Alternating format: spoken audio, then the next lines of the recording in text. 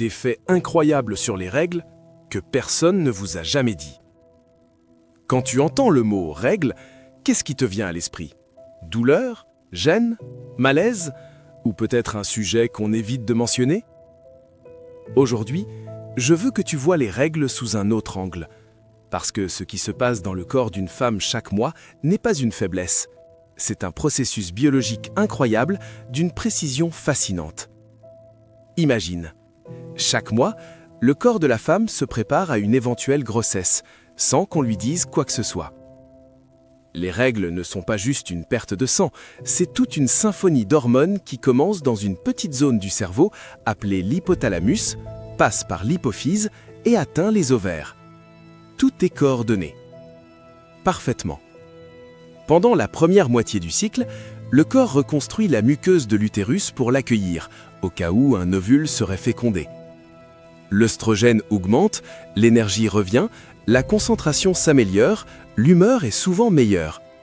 À ce moment-là, le corps est au top de sa forme. Puis vient l'ovulation.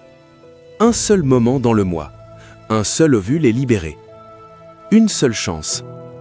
Et si l'ovule n'est pas fécondé, alors le corps passe doucement à la phase suivante.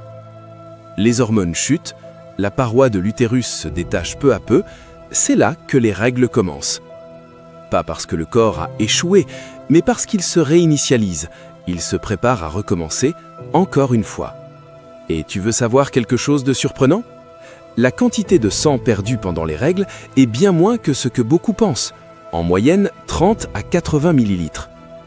Mais ce ne sont pas les pertes qui rendent la période difficile, c'est le changement hormonal qui affecte tout le corps. Et la douleur, elle est bien réelle. L'utérus se contracte pour expulser la muqueuse, et ces contractions peuvent être très douloureuses, surtout pour certaines femmes.